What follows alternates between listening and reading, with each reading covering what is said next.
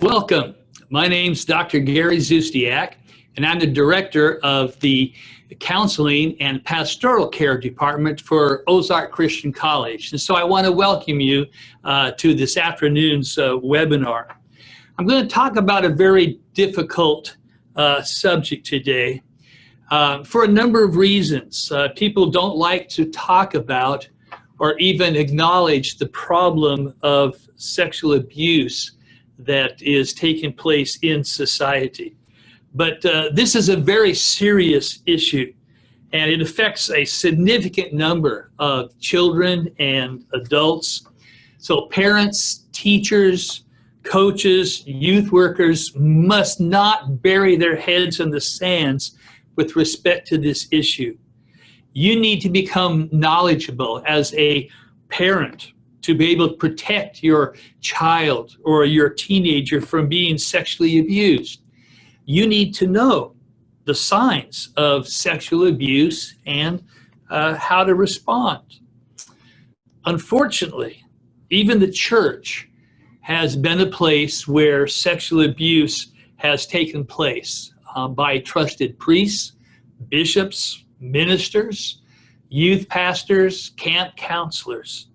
The Catholic Church has been shaken recently by the amount of sexual abuse that has been covered up for years, and now it's being made public. But the Catholic Church is not alone. Just recently, the Southern Baptist Church leaders have been criticized for their cover-up and their refusal to deal with sexual abuse allegations. And so I'm telling you, there's no denomination that is free from this problem of sexual abuse. In fact, the problem is so widespread and so serious that advertisements in major news magazines are offering training programs for local churches and ministries in order to train them about everything that they can do to protect the children and the adolescents that are participating in their programs. This particular ad here is for Ministry Safe, and it was found in World Magazine, which is kind of a Christian version of Newsweek or Time Magazine. And so if you're not aware, if you don't understand how serious the problem of childhood sexual abuse is, listen to the following statistics.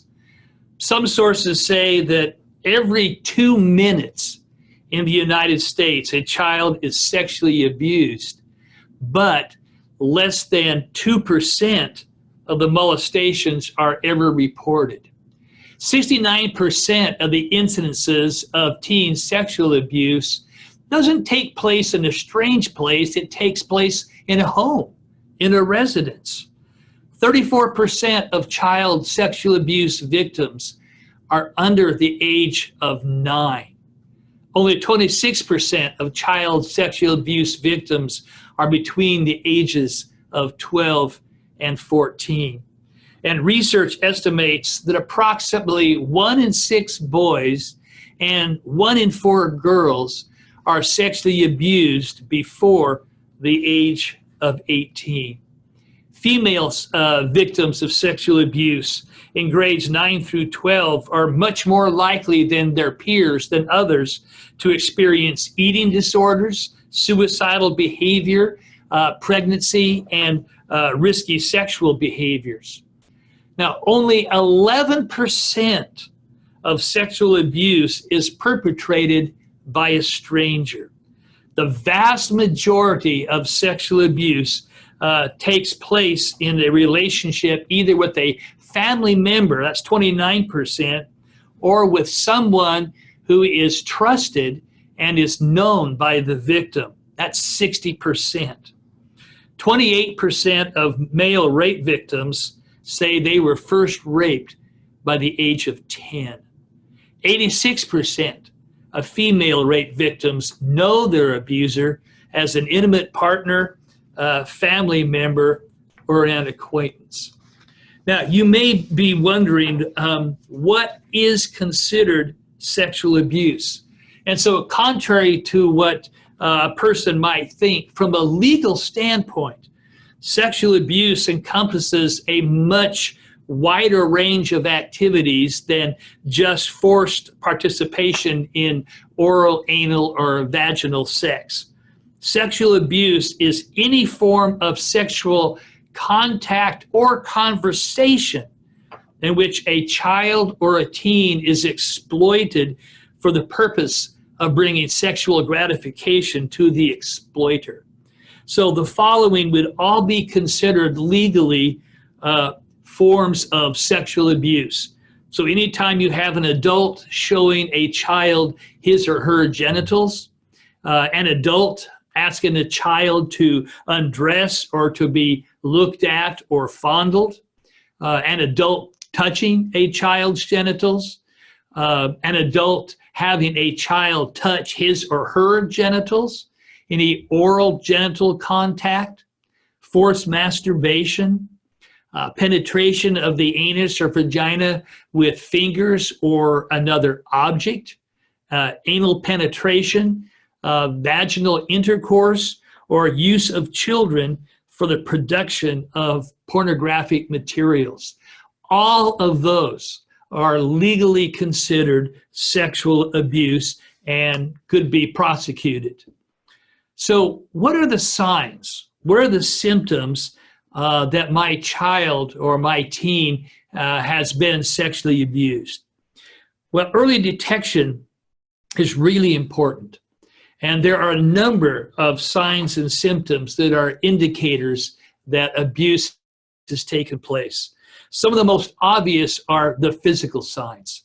So some common physical signs of abuse would be the presence of venereal disease, vaginitis, bladder infections, pain in urinating or defecating, bleeding or rashes in the genital area, difficulty with bowel movements, stained and bloody diapers or underclothing, lacerations and bruises.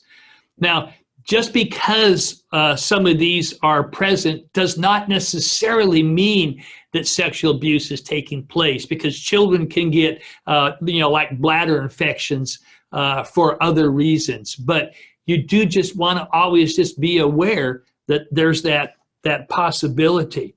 So anytime a child has physical complaints in one of those areas, there's that possibility should be considered. And not only are there physical signs, but there are also behavioral signs that are good indicators that abuse is taking place. Some typical ones would be if a child suddenly no longer wants to participate in an activity that they once really enjoyed. That should be seen as a red flag, especially if they usually liked that particular activity, participate in it. An example would be if you have a child who no longer wants to go into the church nursery or to Sunday school and throws a tantrum when the parents try to force participation. Another would be if you notice changes in your child's eating and sleeping patterns.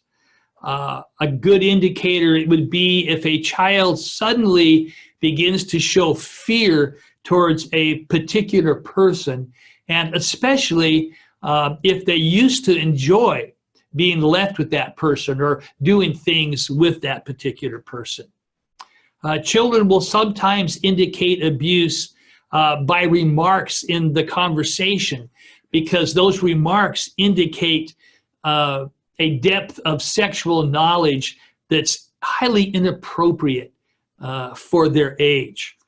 And another thing is that children may sometimes act out the stress of abuse by self-injurious behaviors like biting themselves or others, or cutting themselves. Another thing that might take place is forced masturbation.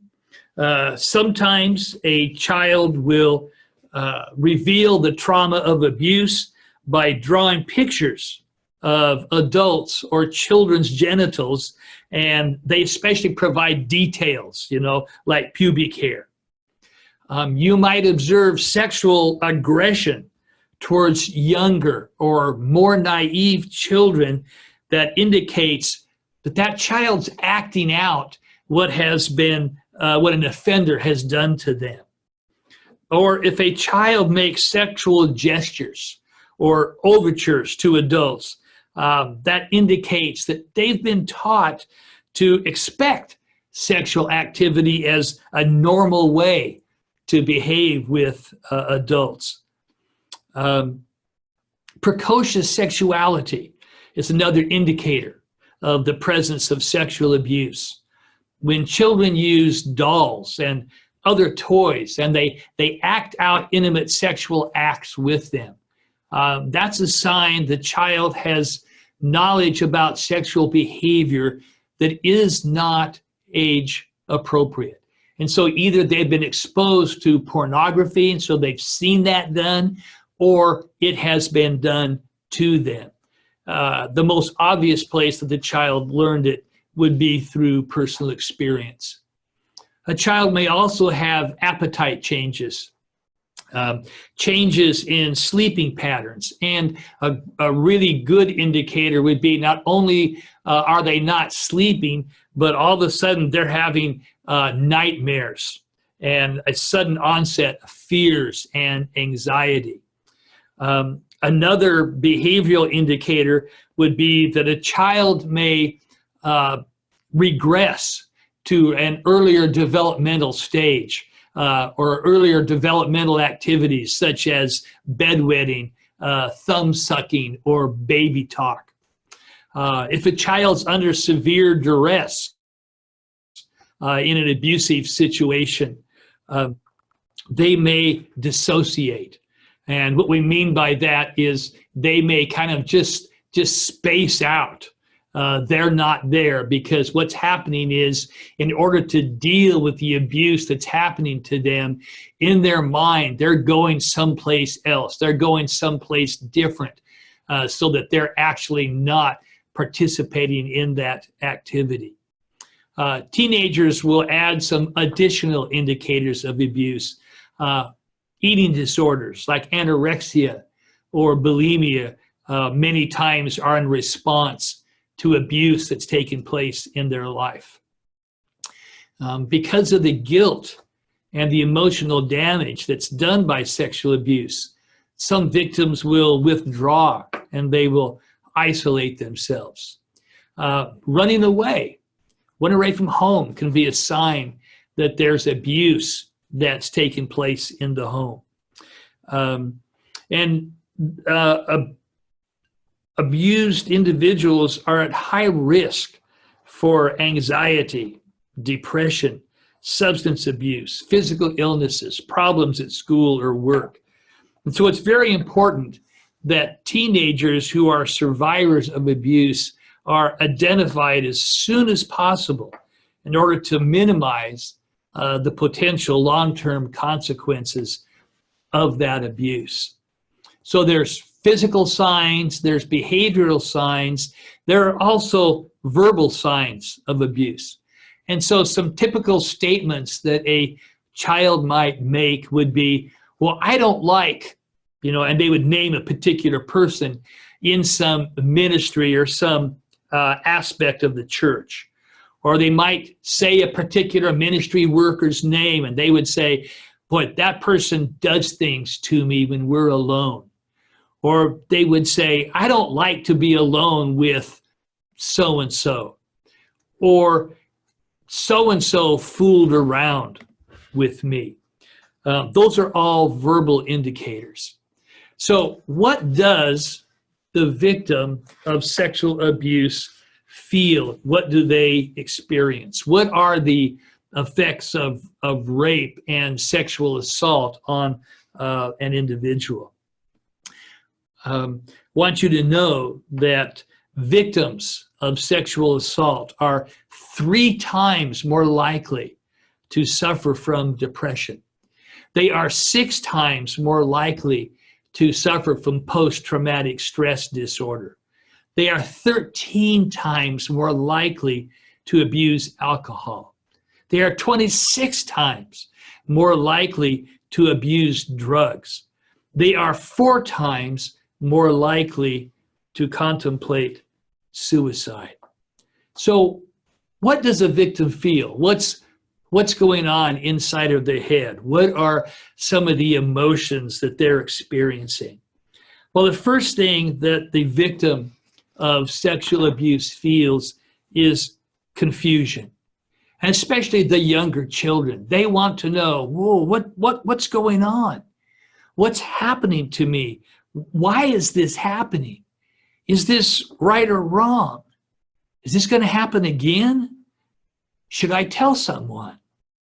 And this is especially true of the young victims of incest. But even in cases of adolescent date rape, the victim can still experience feelings of confusion, especially wondering if they did something to invite this particular behavior, if somehow they're the ones that are in the wrong. The next thing that they will feel is guilt. Almost universally, the victim feels responsible and guilty for the abuse. Children will believe that the abuse is their fault for a number of reasons. First of all, they didn't try to stop the abuse. Now, you and I, as mature adults, understand that a little child wouldn't be able to fight off a perpetrator anyway. But in their immaturity, they don't understand that. And so they still feel guilty because they didn't try to stop the abuse. Another issue is the abuse was sometimes pleasurable.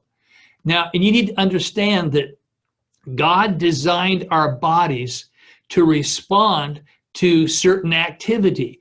Now, we know that from a biblical standpoint, sexual activity is only supposed to take place between a husband and a wife in, the bonds of marriage. But our bodies are designed to respond to stimulation. And so sometimes the children will find the things that are done pleasurable, and then that makes them feel guilty. They also feel guilty because they have received special favors or rewards. One of the ways that perpetrators gain access to their victims is offering them special privileges. They can stay up later and watch Netflix with them, or they buy them gifts. They'll give them a new phone, or they'll buy them a new game for their Xbox. And so they feel guilty because they received these gifts and privileges and might think that because of that, they were required to submit to the abuse. They also feel guilty because they may have done something wrong to cause the abuse, or they believe that they're so bad they deserve the abuse. Very closely associated to feelings of guilt are feelings of shame. It's not uncommon for victims of sexual abuse to describe themselves with words such as, I'm dirty, I'm disgusting, I'm unclean, I'm bad. And because of those strong emotions, especially the shame, the very first response of a victim of sexual abuse, especially a victim of rape, forcible rape, is they want to go shower and to rid themselves of the memories of that violation and those feelings of uncleanness. But that urge needs to be repressed until after the victim has contacted the police, they've been to the hospital, they've seen a physician, and a rape kit has been applied and a thorough examination has been done so that they can collect any evidence so that they can then prosecute the perpetrator. And so that's really important to educate your children or your teenagers if they ever are sexually assaulted, to resist that urge to want to go shower and to clean themselves, but to wait first until they have been examined by the authorities. Abuse victims also feel a great deal of fear. They fear that they've been physically damaged in some way. They fear that others are going to find out about the abuse. They fear that maybe the family is going to break up because of the abuse, and that's especially when it's incestuous abuse that's taking place. They also fear rejection by both the offender and others in the family. It's also understandable that victims of sexual assault are going to feel anger. They're going to be angry at the abuser for what that person has done to them. But they're also angry at themselves for not doing more to try and stop it. Or they're angry at themselves because they may have enjoyed parts of it. And in the case of incest, the victim will also be angry at the non-abusing parent because they feel like that person should have protected them. They should have stopped the abuse from taking place. And the victim will be angry at God for allowing the abuse to happen. And in the case of incest victims, there's also a loss of trust, especially a lack of trust in authority figures, because the very person who was supposed to protect them, a parent, a grandparent, an uncle, a teacher, a coach, a youth pastor, a priest, they were the very ones who abused them. Let me give you a little insight into the mindset of an abuser. Men don't commit rape to satisfy a sexual urge any more than an alcoholic drinks because he's thirsty. The rapist's motivation is his desire to dominate, humiliate, or to get even with a member of the opposite sex, or the same sex even. Rape is a violent act of aggression. It's one person overpowering and controlling another person. It's devastatingly fearsome. It's horribly traumatic. And just because it happens on a date does not make it any less terrifying to the victim.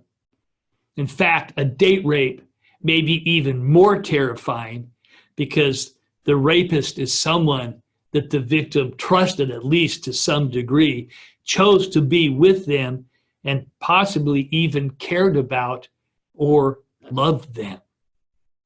So while the physical effects of rape are traumatic, you need to know that the emotional wounds and the scars from that act of violence are often even more horrible and more difficult to overcome.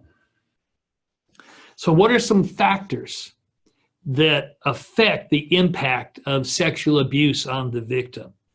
There's a number of factors that affect the impact. The first is the age and the developmental level of the victim.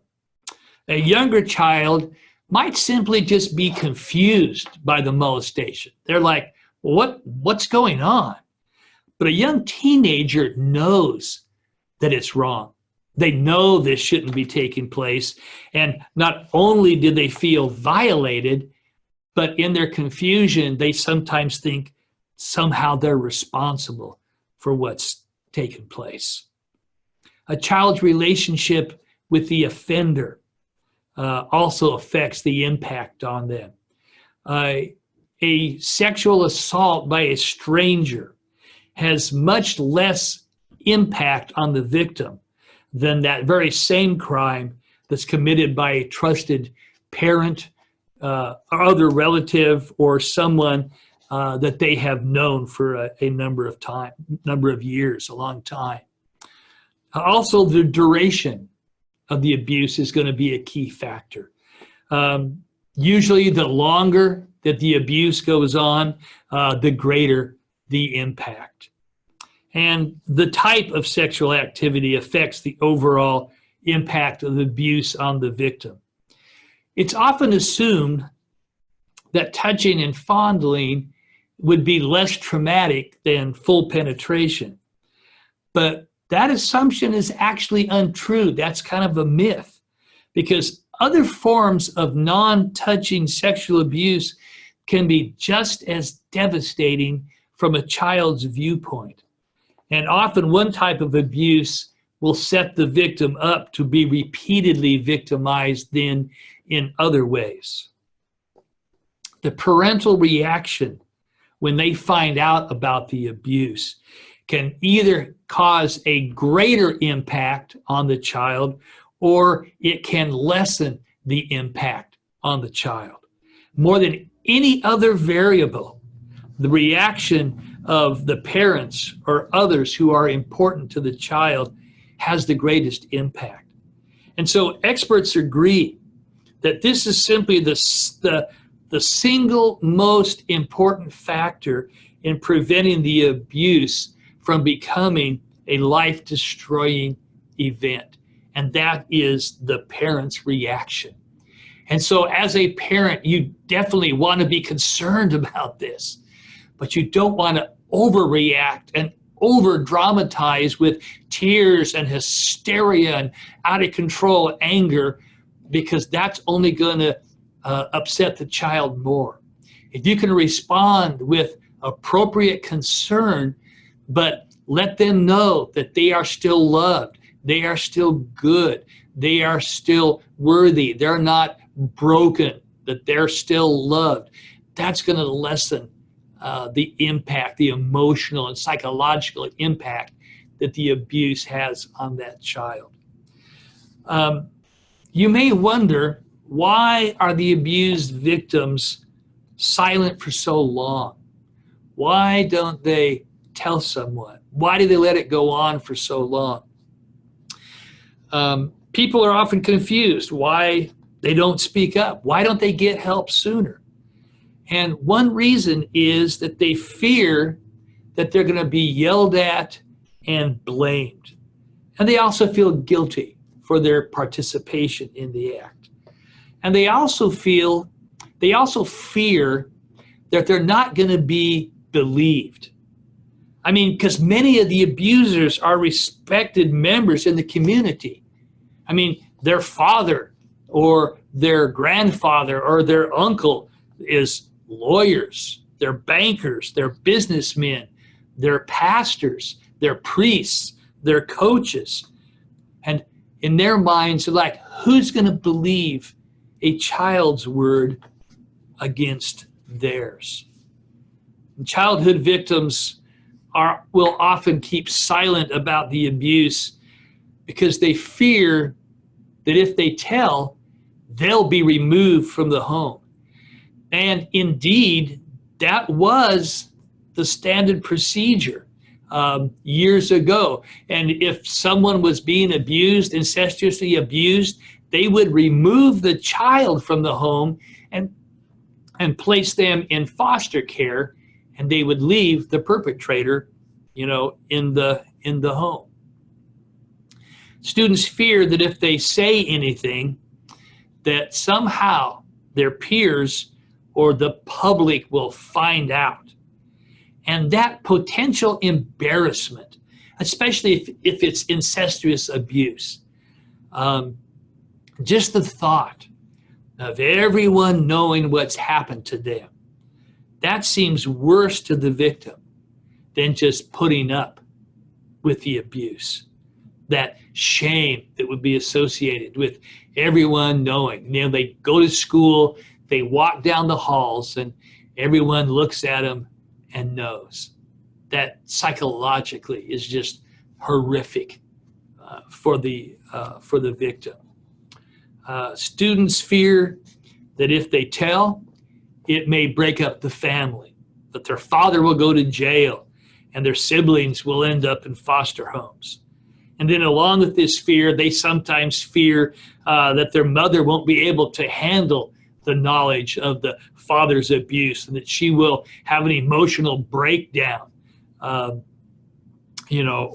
that they will end up abused.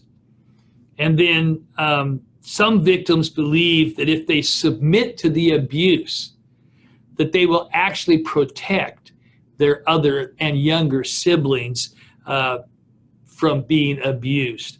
Now, that's almost never the case.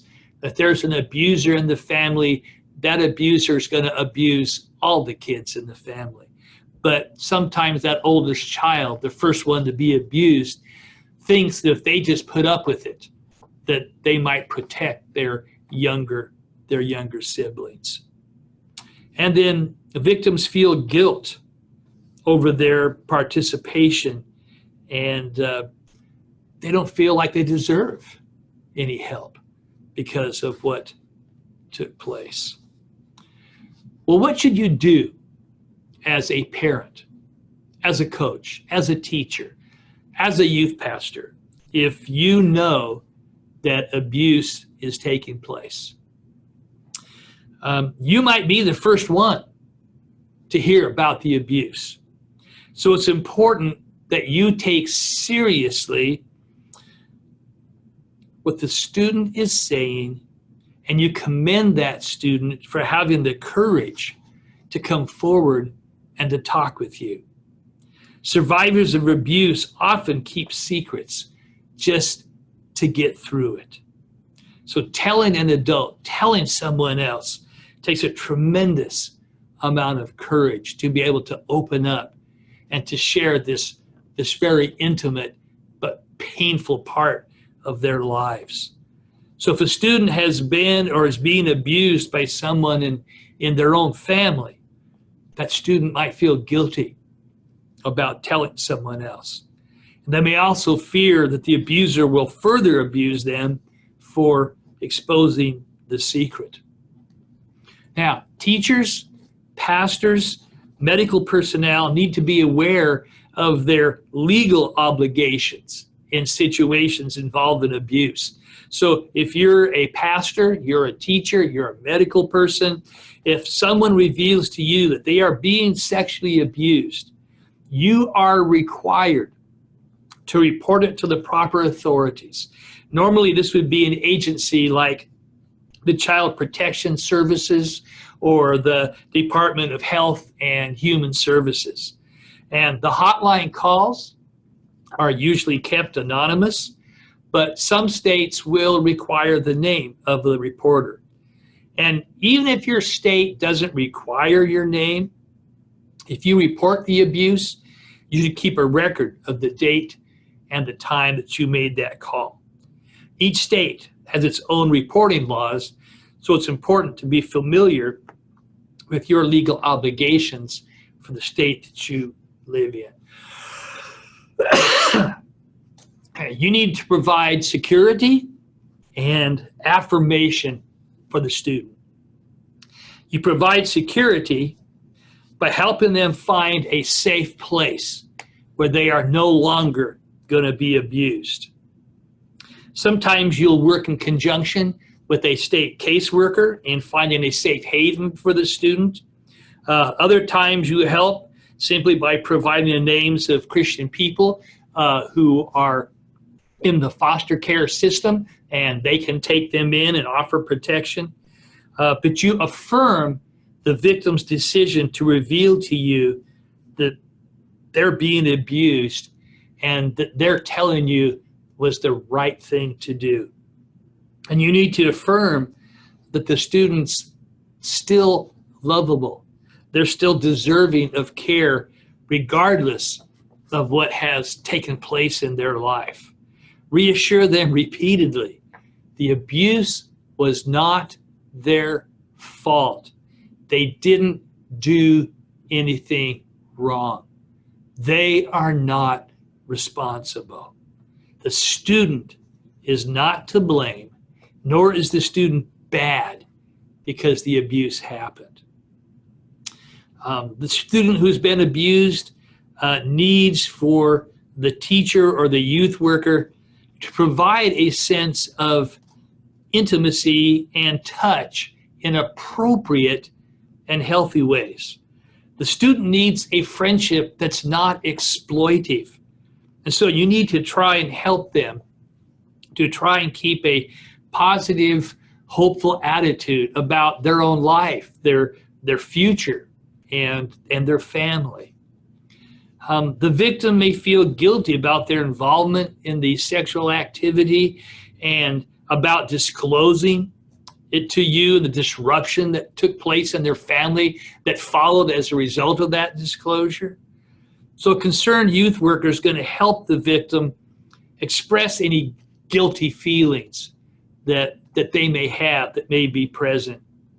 And you need to help the victim and the family members to realize, once again, the child was not responsible for the sexual abuse.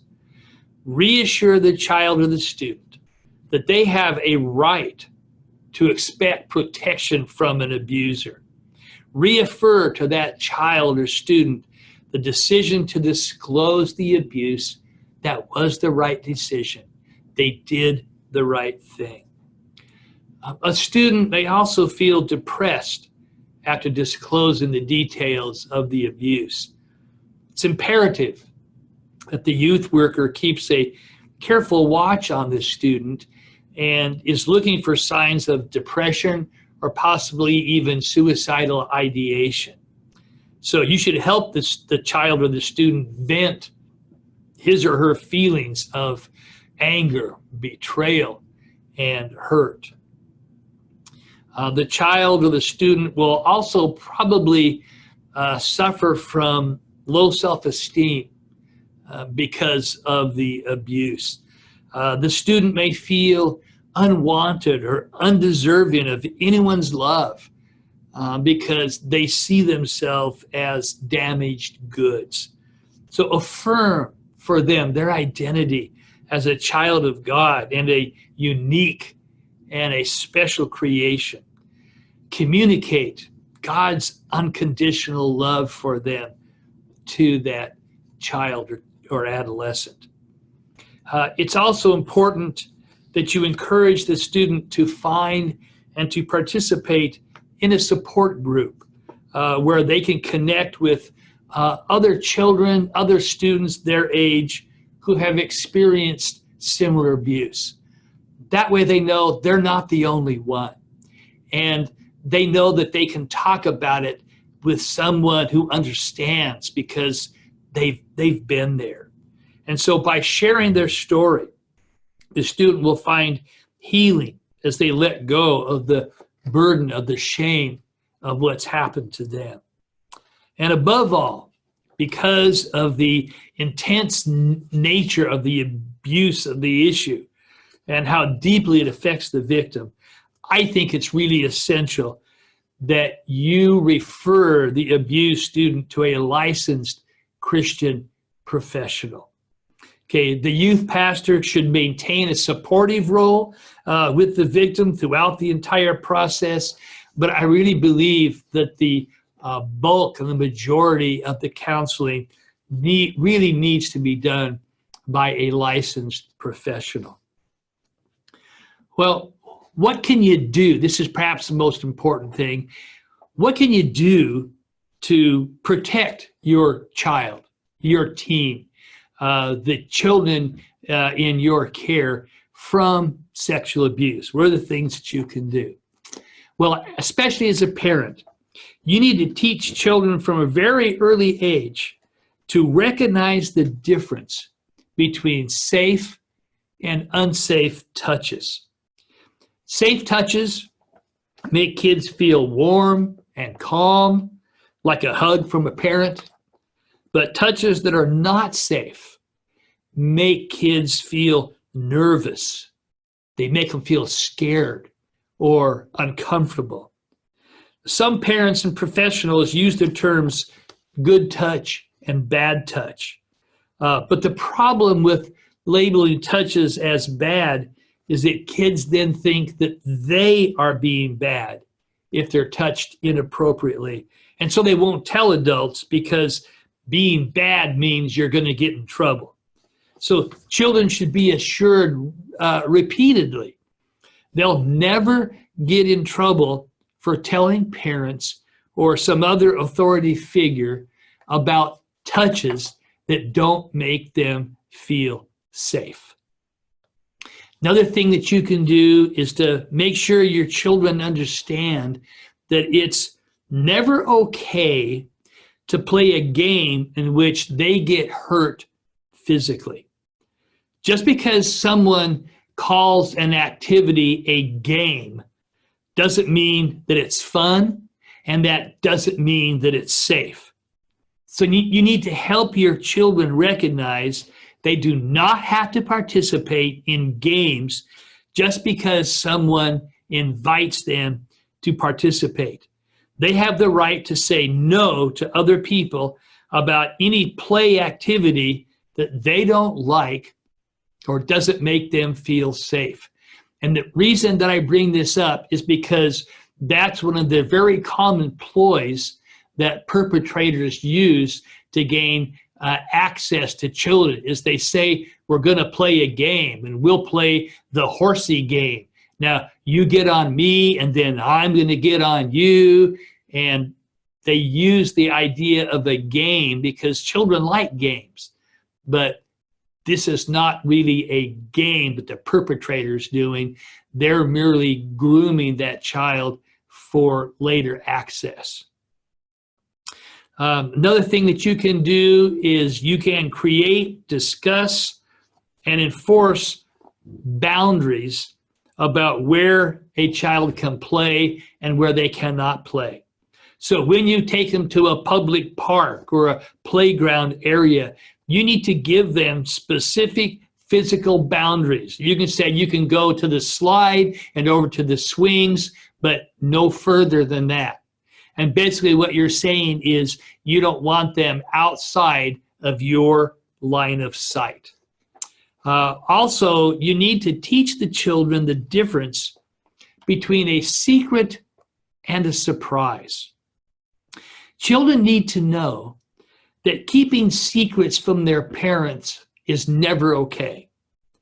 But it's important to explain to them the difference between a surprise and a secret.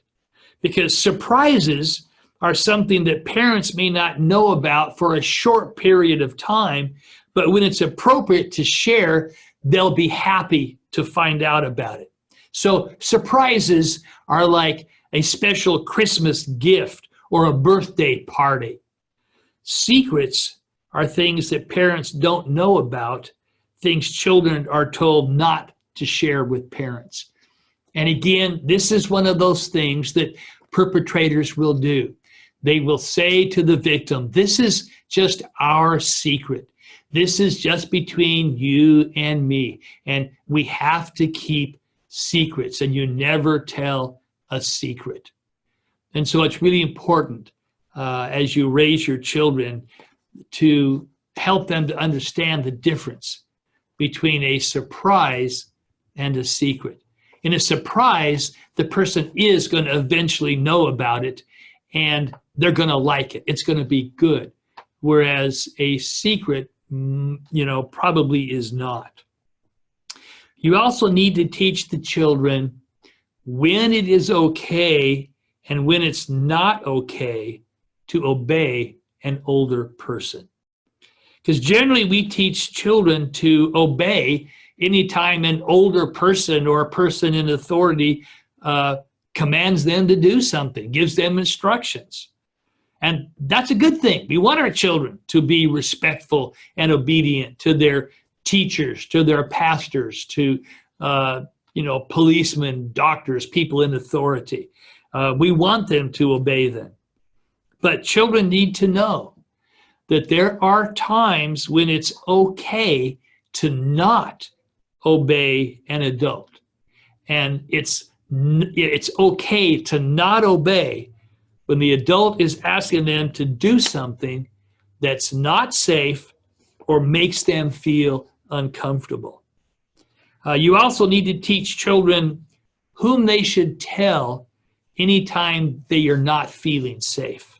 So obviously parents should be the first people that children should talk to, but they should also be taught that it's okay to tell their teachers, to tell police officers, to tell medical personnel if they don't feel safe. And as parents, you need to make sure that you are doing your due diligence concerning any babysitters, child care agencies, coaches, instructors, music instructors, dance instructors, anyone that's going to have access, direct access to your child or teenager. And due diligence means you're going to do background checks. You're going to look at social media posts. You're going to talk to other parents who have used their services.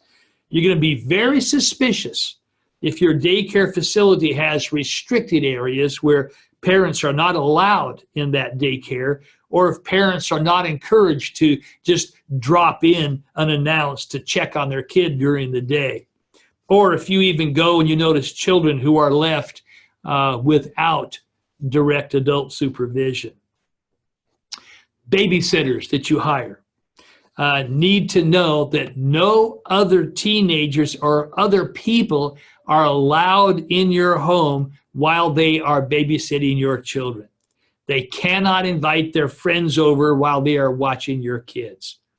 And it's not a bad idea to use cameras as a matter of protection and backup. There are a lot of very affordable, what we would call nanny cams, that makes a direct access into your home a possibility through a web-based platform. And so that you could even just check right on your mobile phone. And there's a lot of inexpensive models that are available for purchase for under $50. And they're very, very easy to set up. And tell your babysitter or your nanny up front that you are going to be monitoring them. You need to also discuss safe and unsafe interactions with your child about the internet. They should never give out personal information to individuals or to post that personal information on any social media site. And this information includes facts about their school, their church, the city they live in, photos outside their house, or even buildings that could be easily identifiable so someone would know where to find them. So teach them to learn to verify, not trust people who are trying to be a friend in the virtual world. Because especially with younger children, their social media contacts should be limited to just the people that they actually know in the real world. Okay, the people that they go to church with, their peers in their classroom at school, their teammates, on their athletic team. And every church should follow the reducing the risk guidelines and procedures that involve background checks and screening procedures and developing safety protocol procedures, such as a minimum of 2 adults in every classroom, windows in all classrooms, a roving supervisor who is looking in those windows and checking in on all the classrooms anytime a program is going on. New volunteers should be paired with experienced teachers who can explain and uphold the safety procedures that have been established. There is a training program entitled Reducing the Risk that recognizes the following as risk factors that need to be addressed by every church. The first risk factor is isolation. Risk increases as isolation increases.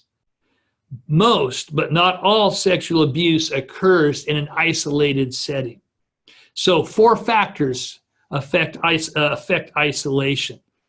The number of people present, the time of the activity, the location of the activity, and the physical arrangements of the room or the area in which that activity is taking place. Next is accountability. Risk increases as the accountability decreases. The sexual abuse of children almost always occurs in settings without proper accountability. Accountability is about the number of people present at all times when an activity is going on.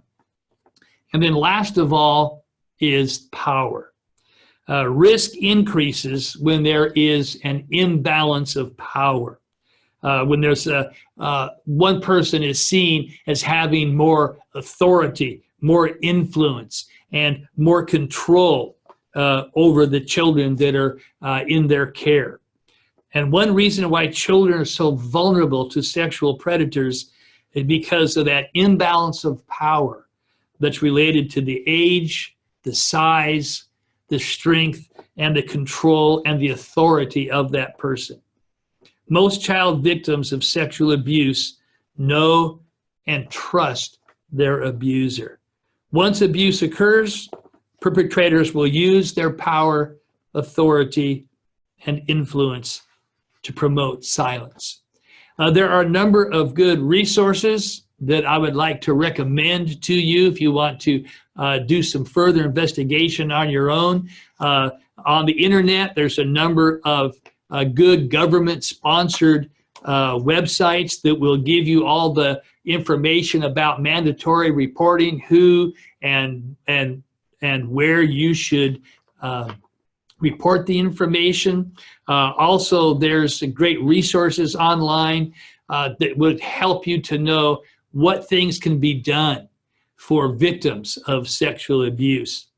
Where can I go to get some help for that? And then there are several books that I have purchased and have found to be extremely helpful in the area, especially of recovery for those who are victims of sexual abuse. Dan Allender's book, The Wounded Heart, is just an excellent resource. The Reducing the Risk program is, again, that's every church should invest in that program or one similar to set up the correct protocols to keep the kids in their program safe. Lynn Hetritter and Jeanette Voigt, Helping Victims of Sexual Abuse, another great one. And then Krista Sands, Learning to Trust Again, a young woman's journey of healing from sexual abuse. So I want to thank you for joining me today for this webinar. I hope that the information I've shared has been very helpful for you, insightful, but especially practical for you to help make the safest programs for the children in your churches, the adolescents in your youth programs, and especially if you're a parent for the children that you're raising. So thank you, and God bless. Have a great afternoon.